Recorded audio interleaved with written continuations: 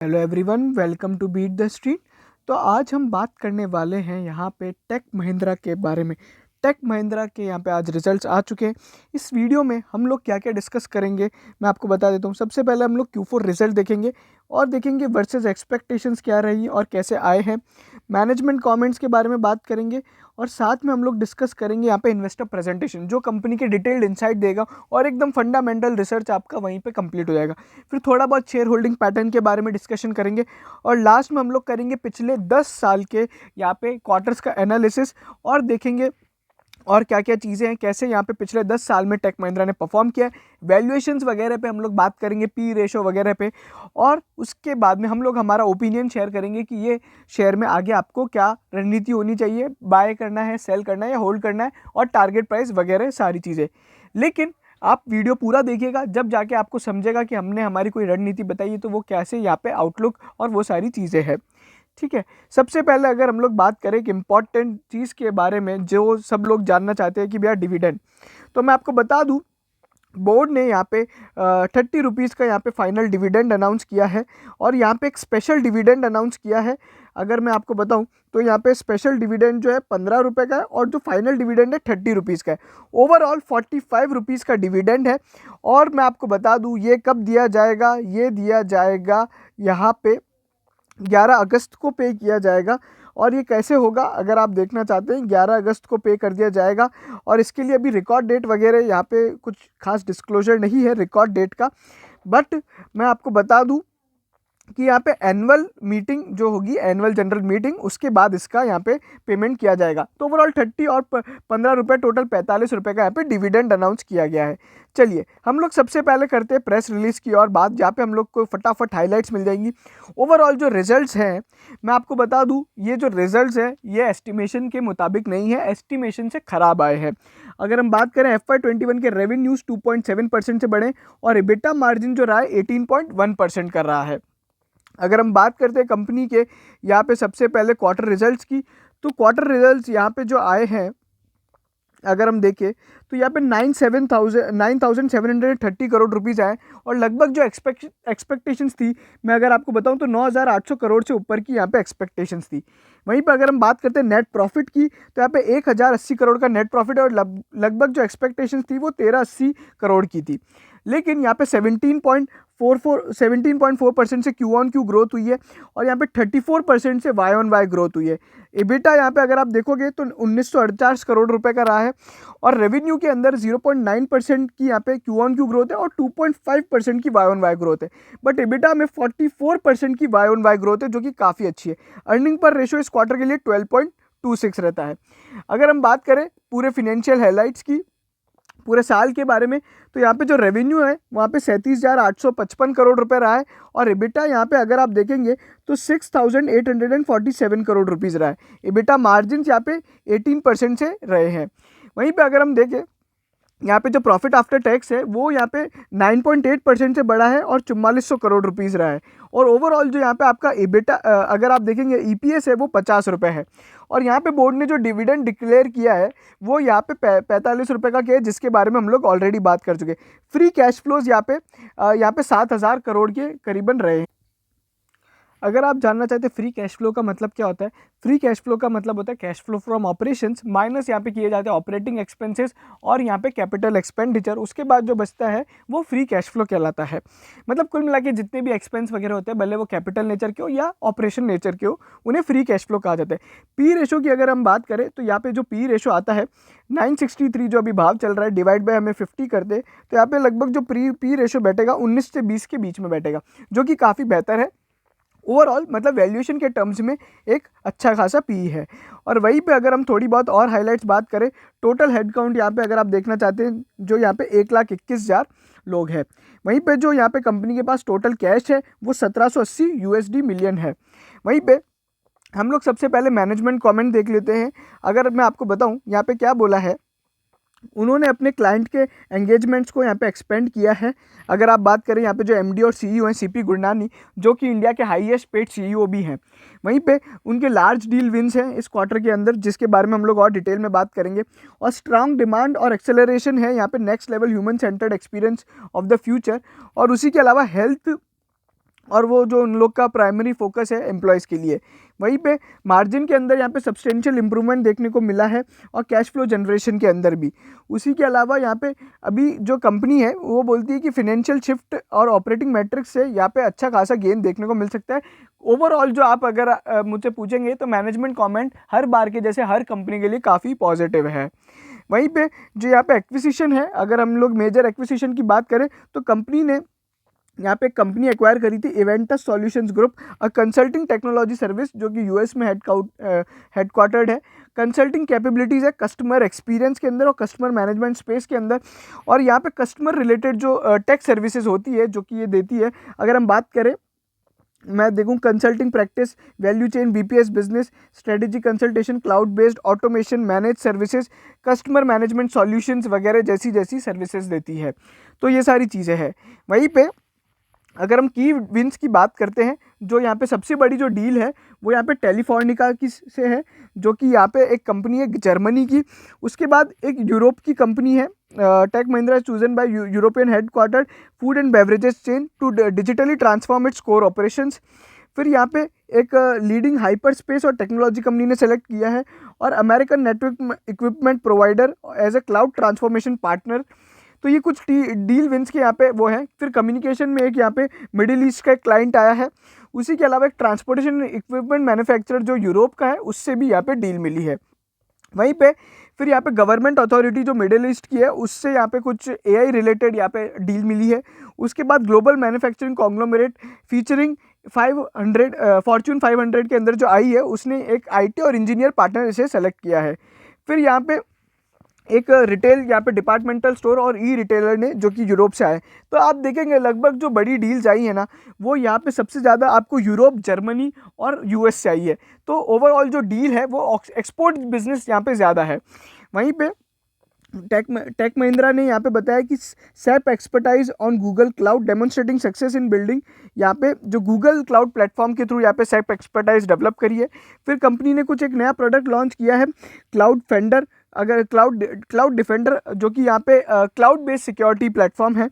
उसके अलावा कंपनी ने थोड़ी बहुत और चीज़ें करी है जिसके बारे में हम लोग ज़्यादा डिस्कस नहीं करेंगे। यहाँ पे crime and criminal tracking network system for Himachal HP police के लिए काम किया है। उसके अलावा यहाँ पे जो कंपनी ने काम किया है वर्ल्ड चेस चैंपियन के लिए, जो यहाँ पे एक है अगर आप देखेंगे उनके लिए भी काम किया है। और यहाँ पे थोड़ी बहुत और चीज़ें हैं अगर आप देखेंगे तो ये ओवरऑल ये सारी चीज़ें थी। फिर अवार्ड्स वगैरह जो हमें नहीं देखने, वो अवार्ड वगैरह मिलते रहते हैं।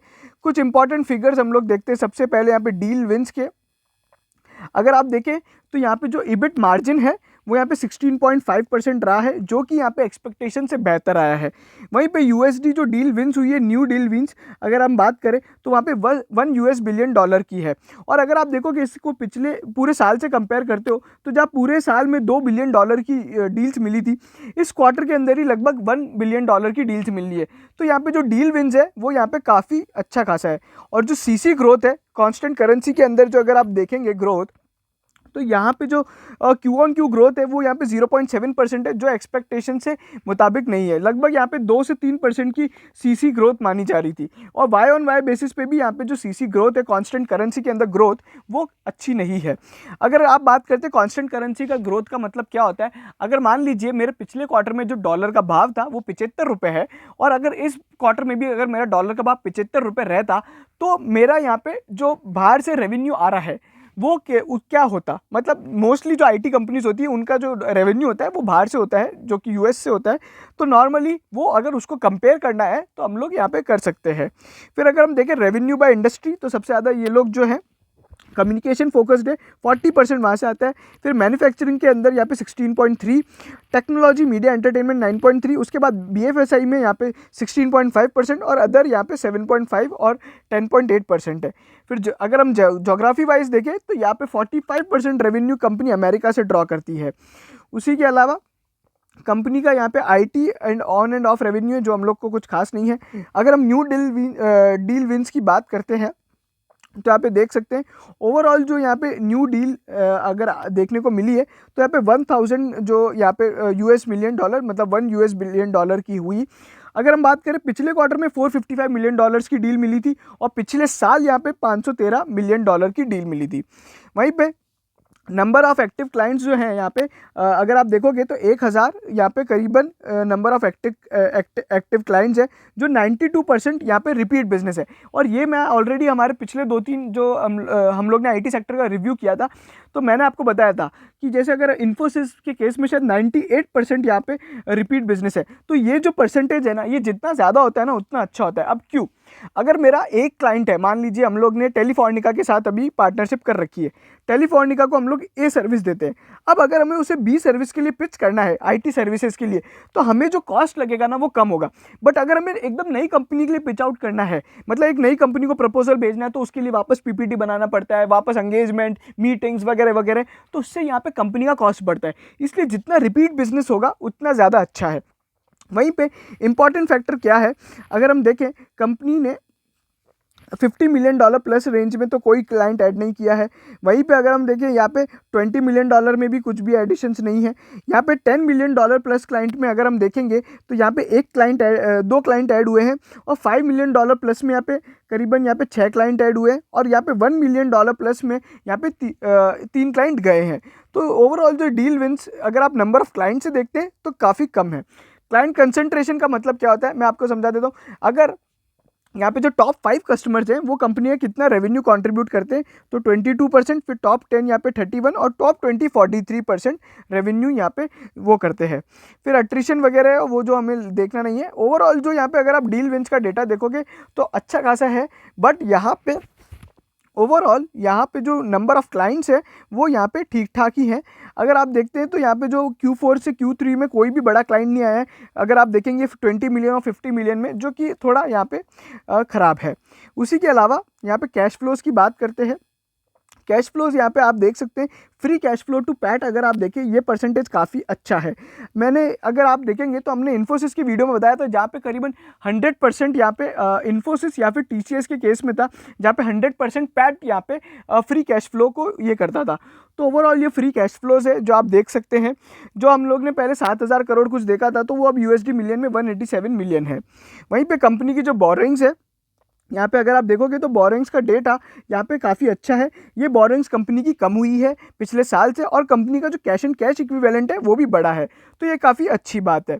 फिर वहीं पे हम लोग देखें, ये कंपनी का यूएसडी रेट है। अभी ये क्या होता है, ये रियलाइजेशन रेट होता है, ये पीरियड क्लोजिंग रेट है, और जो यहाँ पे ओवरऑल ये सब होता है। फिर वहीं पे कंपनी का जो मेजर रेवेन्यू करेंसीज कहाँ से आती, कौन कौन सी करेंसी से कंपनी को अपना रेवेन्यू जनरेट होता है, तो ये उसकी चीज़ है। फिर कंपनी हेजिंग वगैरह कैसे करती है, ये उसके बारे में बताया गया है, जो हम लोग को इतना डिटेल में नहीं जाना है। फिर अगर हम देखें यहाँ पे पीएनएल है, ये हमारा अगर आप देखना चाहते हैं, तो अगर हम लोग इसको बात करते हैं एबिटा परसेंटेज की, और फिर यहाँ पे एबिट परसेंट जो यहाँ पे इंपॉर्टेंट होता है, ये यहाँ पे एक अच्छा वो है, ये एक सबसे इम्पॉर्टेंट एबिट परसेंट होता है, और यहाँ पे एबिटा मार्जिन्स भी यहाँ पे अच्छे होते हैं। तो अगर हम देखेंगे तो यहाँ पे क्यू ऑन क्यू और Y on Y basis EBITDA margin अच्छे हैं, बट यहाँ पे यही एक फैक्टर है जिसने एस्टिमेट्स को बीट किया है। लगभग जो एबिट मार्जिन्स की एक्सपेक्टेशंस थी वो 15.8 की थी, जिसे यहाँ पे कंपनी ने बीट किया है। ओवरऑल अगर आप प्रॉफिट आफ्टर टैक्स देखेंगे तो पिछले साल से यहाँ पे अगर आप देखोगे तो यहाँ पे कम आया है, ठीक है। वहीं पे अगर आप देखेंगे प्रॉफिट आफ्टर टैक्स यहाँ पे पिछले साल से यहाँ पे ज़्यादा आया है, बट यहाँ पे पिछले क्वार्टर से यहाँ पे कम आया है, क्योंकि अगर आप देखेंगे कंपनी का जो रेवेन्यू है वो यहाँ पे पिछले साल से ज़्यादा है और पिछले क्वार्टर से भी ज़्यादा है, बट ओवरऑल कंपनी के जो एक्सपेंसेस वगैरह के कारण यहाँ पे थोड़ी बहुत चीज़ें यहाँ पे प्रॉफिट में इम्पैक्ट देखती हुई दिखाई दी। नेट प्रॉफिट परसेंटेज अगर हम देखें तो इसलिए यहाँ पे कम भी होता हुआ है, क्योंकि इस बार कंपनी को प्रॉफिट कम हुआ है। इसके पीछे अगर हम देखेंगे तो मेजर यहाँ पे जो सबसे बड़ा इम्पैक्ट लेके आ रहा है वो यहाँ पे कंपनी का एसजीए है। जो यहाँ पे अदर जो सन्ड्री जो एक्सपेंसेस होते हैं वो यहाँ पे कंपनी का सबसे यहाँ पे प्रॉब्लमेटिक क्रिएट कर रहा है। ओवरऑल जो ईपीएस है उसके बारे में हम लोग बात कर चुके हैं, और पी रेशो भी हम लोग निकाल चुके हैं। फिर ये यूएसडी मिलियन में जो हम लोग को इतना नहीं देखना है। फिर आईएनआर मिलियन में ये ओवरऑल फिनेंशियल क्वार्टर का एनालिसिस है, हम लोग उसे भी कर लेते हैं। फिनेंशियल पूरे ईयर का एनालिसिस है। तो यहाँ पे अगर हम देखेंगे तो अगर आप देखोगे तो 2.7% से ओवरऑल रेवेन्यू कंपनी का बढ़ा है, और यहाँ पे 10.2% से ग्रॉस प्रॉफिट बढ़ा है। इबिटा मार्जिन में 2.6% की ग्रोथ है, इबिट मार्जिन में भी 2.6% की ग्रोथ है। फिर यहाँ पे अगर हम देखें प्रॉफिट आफ्टर टैक्स के अंदर 11% की वाई ऑन वाई ग्रोथ है, जो कि काफ़ी अच्छी है। नेट प्रॉफिट मार्जिन कंपनी का 0.8% से बढ़ा है, और यहाँ पे ईपीएस भी आप देख सकते हैं कंपनी का, अगर आप देखेंगे 9.5% से ईपीएस बढ़ा है। तो ये सारी चीज़ें थी। फिर अगर हम लोग देखेंगे ये कंसोलिडेटेड रिजल्ट्स वगैरह हो गए। अब यहाँ पे हम लोग थोड़ा बहुत वैल्यूएशंस के पर्सपेक्टिव से जान लेते हैं कंपनी के वैल्यूएशंस वगैरह कैसे हैं। तो उसके लिए हम लोग जाते हैं पहले बैलेंस शीट में, और यहाँ पे देखेंगे कंपनी की बैलेंस शीट में नेट वर्थ निकालेंगे और उसको हम लोग कैलकुलेट करेंगे। चलिए, तो ये रहा हमारा यहाँ पे कंसोलिडेटेड नेटवर्थ। मैं आपको बता देता हूँ नेटवर्थ कैसे कैलकुलेट की जाती है। नेटवर्थ हमेशा आप इक्विटी का यहाँ पे टोटल ले लीजिए तो वो नेटवर्थ आता है। तो यहाँ पे अगर आप देखोगे तो ये मिलियंस में दे रखा है, तो लगभग यहाँ पे 25,244 करोड़ रुपए होते हैं। अभी कंपनी का मार्केट कैप चल रहा है करीबन 93,000। तो अगर आप 93,000 को यहाँ पे डिवाइड करते हो 25 से, तो आपको जो यहाँ पे प्राइस टू बुक रेशो देखने को मिलेगा 3.69 देखने को मिलेगा। तो लगभग 4 का प्राइस टू बुक रेशो है, और पी रेशो भी हम लोग ऑलरेडी कैलकुलेट कर चुके हैं, जो कि लगभग 19 से 20 के बीच में आ रहा है। ओवरऑल मैंने आपको ऑलरेडी बताया था यहाँ पे कंपनी की जो बोरोइंग्स हैं वो कम होती हुई दिखाई दी हैं, जो आप यहाँ पे देख सकते हैं। और यहाँ पे ओवरऑल जो रिजल्ट्स हैं वो एक डिसेंट परफॉर्मेंस करी है, बट यहाँ पे एक्सपेक्टेशंस को मीट नहीं किया है। सेगमेंट रेवेन्यू आप देख सकते हैं आईटी और बीपीओ सर्विसेज से कैसे होता है, वो भी आप यहाँ पे देख सकते हैं कैसे कैसे यहाँ पे रेवेन्यू ग्रो कर रहा है। ये पूरा यहाँ पे कंपनी के सेगमेंट रेवेन्यूज़ हैं, और यहाँ पे प्रॉफिट है और बाकी सारी चीज़ें। फिनेंस कॉस्ट अगर हम देखें कंसोलिडेटेड रिजल्ट्स में, तो यहाँ पे जो कंपनी का फिनेंस कॉस्ट भी कम हुआ है। क्यों? क्योंकि कंपनी का यहाँ पे बोरोइंग्स कम हुआ था, तो ये एक अच्छा फैक्टर है। मेजर यहाँ पे जो कंपनी को एक अच्छी चीज़ ये है कि यहाँ पे अभी कंपनी ने वो एक नई कंपनी को एक्वायर किया, इवेंटस सॉल्यूशन। अगर अपन उसके बारे में डिस्कस करना चाहते हैं तो हम लोग थोड़ा और इस एनालिसिस को आगे बढ़ाते हैं और हम चलते इवेंटस सॉल्यूशन के बारे में जान लेते हैं। तो ये रही उस कंपनी की डिटेल्स। अगर हम बात करते हैं, कंपनी ने इसमें 100% यहाँ पे सॉल्यूशन 100% यहाँ पे स्टेक एक्वायर किया है। तो अब लोग जान लेते हैं थोड़ी बहुत कंपनी के बारे में। ये जो है यूएस में हेडक्वार्टर है, 100 से ज़्यादा इनके एम्प्लॉयज़ हैं। इनका जो रेवेन्यू था 31 दिसंबर फिनेंशियल ईयर के लिए, वहाँ पे जो कैलेंडर ईयर चलता है, तो 33 यूएसडी मिलियन का यहाँ पे वो था। बीपीएस सर्विसेज में ये काम करती है, कस्टमर एक्सपीरियंस वगैरह ये सारी चीज़ें करती है। अगर हम देखें ये जो ट्रांजैक्शन है, ये एक्विजिशन कब तक कंप्लीट हो जाएगा? 15 जून तक कंप्लीट हो जाएगा। इसको यहाँ पे कंपनी ने कैश में ख़रीदा है, और यहाँ पे ओवरऑल जो यहाँ पे जो कंसिडरेशन है अप टू, अगर आप देखोगे at which the shares are acquired, तो यहाँ पे 44 मिलियन यूएसडी तक जा सकता है। मतलब कुल मिला के 44 यूएसडी मिलियन के लिए कंपनी ने इसको ख़रीदा है। यहाँ पे फिर कंपनी के 3 साल का टर्नओवर दे रखा है, जो आप देख सकते हैं। ओवरऑल ये जो कंपनी है कस्टमर सेंट्रिक है, कस्टमर रिलेटेड सॉल्यूशन और आईटी सॉल्यूशंस में देती है, जिसके बारे में हम लोग ने काफ़ी और भी डिस्कस किया था। अब हम लोग बात कर लेते हैं कंपनी के पिछले 10 क्वार्टर के रिजल्ट्स को देख लेते हैं और कैसे हो सकता है, और थोड़ा बहुत यहाँ पे कंपनी के शेयर होल्डिंग पैटर्न पे भी बात कर लेते हैं। तो यहाँ पे अगर हम देखेंगे कंपनी का शेयर होल्डिंग पैटर्न, तो यहाँ पे कंपनी के प्रमोटर्स ने अपना स्टेक कम किया है मार्च 21 में। अगर आप देखोगे तो यहाँ पे हम लोग और डिटेल में देखेंगे, तो यहाँ पे कंपनी के प्रमोटर्स ने अपना स्टेक यहाँ पे बेचा है। यहाँ पे आप देख सकते हैं महिंद्रा एंड महिंद्रा लिमिटेड का यहाँ पे सबसे ज़्यादा अगर आप देखोगे तो उन्होंने 0.02 स्टेक कम किया है, और फिर बाकी सब कंपनीज़ ने भी मिला के थोड़ा बहुत अपना स्टेक कम किया है। तो यहाँ पे प्रमोटर्स ने अपना थोड़ा बहुत स्टेक बेचा है। बात करें अगर हम एफआईआईज़ की, तो यहाँ पे एफआईआईज़ का भी स्टेक यहाँ पे कम होता हुआ देखने को मिला है, और डीआईआईज़ ने अपना स्टेक बढ़ाया है। पब्लिक शेयर होल्डिंग पे अगर हम बात करें तो कम हुआ है। ओवरऑल यहाँ पे जो कंपनी के रिजल्ट्स हैं वो डिसेंट थे, बाकी जैसी आईटी कंपनी से थोड़े ख़राब है। अब यहाँ पे आपको अगर आप देखोगे तो करंट प्राइस चल रहा है 950। अब यहाँ पे क्या हो सकता है, थोड़ी बहुत यहाँ पे प्रॉफिट बुकिंग हो सकती है। अब यहाँ पे 900 रुपये तक के आपको यहाँ पे कल भाव देखने को मिल सकते हैं, क्योंकि प्रॉफिट यहाँ पे बीट नहीं हुआ है, और आज भी यहाँ पे थोड़ी बहुत शेयर में तेज़ी दिखाई दी थी रिजल्ट के चलते। तो यहाँ पे आपको 900 रुपये तक के यहाँ पे टारगेट देखने को मिल सकते हैं। ओवरऑल मैं आपको बोलूँगा कि लॉन्ग टर्म में ये आईटी कंपनी है, और ये बहुत ही बढ़िया आईटी कंपनी है, तो ये आपको वैल्यू क्रिएट करेगी। ठीक है, अगर लॉन्ग टर्म के जो शेयर होल्डर्स हैं उनके लिए मैं आपको बता दूं 1000 रुपये के टारगेट आपको देखने को मिल सकते हैं। बट इससे जो बेटर परफॉर्मिंग कंपनीज है, अगर आईटी सेक्टर में सबसे अच्छी जो अभी तक कंपनी है जिसने परफॉर्म किया है, तो वो है इन्फोसिस, जिस पे हम लोग बहुत ज़्यादा बुलिश है, और उस पर जो हमारे टारगेट है वो 1500 रुपये के हैं। और यहाँ पे उसमें अभी सबसे ज़्यादा गिरावट भी देखने को मिली है, और अगर आप देखोगे तो उसकी वैल्यूएशंस भी ठीक ठाक है। तो ओवरऑल ये सारी चीज़ें।